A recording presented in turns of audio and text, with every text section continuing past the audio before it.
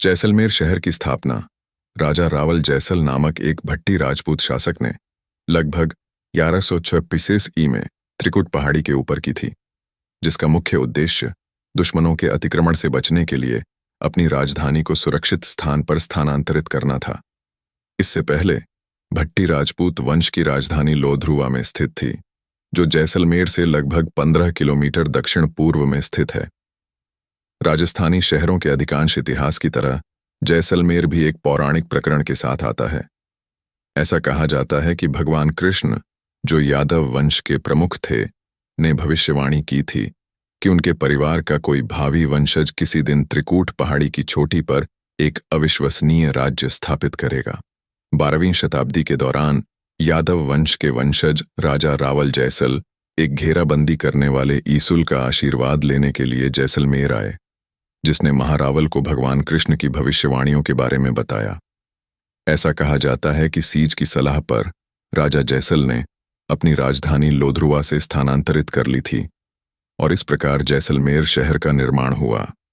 जैसलमेर का उदय जैसलमेर किले को त्रिकुट पहाड़ी के ऊपर बसाए जाने के बाद राजा जैसल ने पड़ोसी मार्ग से गुजरने वाले ऊंट कारवां पर कर लगाना शुरू कर दिया।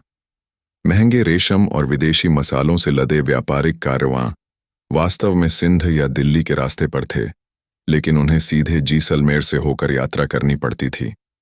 जैसलमेर की रणनीतिक स्थिति ने शहर को वर्षों तक अपार धन दिया। भारत को मिस्र, अफ्रीका, फारस और पश्चिमी देशों से जोड़ने वाले 2 मार्गों ने इस क्षेत्र में व्यापार को सुविधाजनक बनाया। इस बीच जैसलमेर के स्थान ने इसे विदेशी शासकों के आक्रमण से भी बचाया। पहली घेराबंदी शहर के इतिहास में एक महत्वपूर्ण अवधि तब शुरू हुई जब जैसलमेर के शासक, जिन्हें रावल कहा जाता था, 13वीं और 14वीं शताब्दी के दौरान एक तुर्क अफगान शासक अलाउद्दीन खिलजी के साथ 9 साल तक चले युद्ध में शामिल हुए।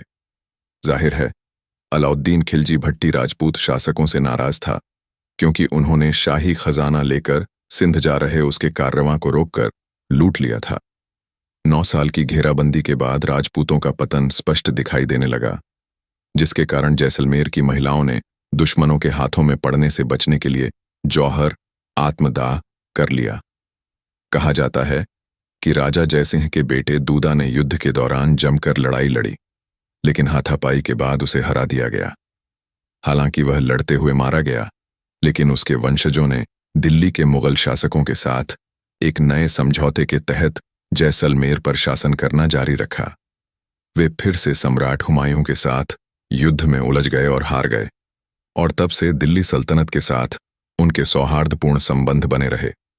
बाद में शाहजहां ने पेशावर की लड़ाई में उनके वीरतापूर्ण योगदान के कारण सबला सिम्हा को जैसलमेर का शाही संरक्षण प्रदान किया। आधुनिक इतिहास आधुनिक युग में भी जैसलमेर की प्रतिष्ठा एक कठिन समस्या के रूप में बनी रही। यह शहर राजपूताना राजघरानों में से आखिरी था जिसने ब्रिटिश समझौते के दस्तावेज पर हस्ताक्षर किए थे, जो भारत में ब्रिटेन के औपनिवेशिक शासन का अग्रदूत था। यह समझौता भारत में ब्रिटिश प्रतिष्ठान द्वारा कई घंटों की बातचीत और बहुत अनुनय के बाद किया गया था। 1947 में भारत की स्वतंत्रता के बाद राजपूत राजघरानों ने स्वतंत्र देश का हिस्सा बनने के लिए एक समझौते पर हस्ताक्षर किए।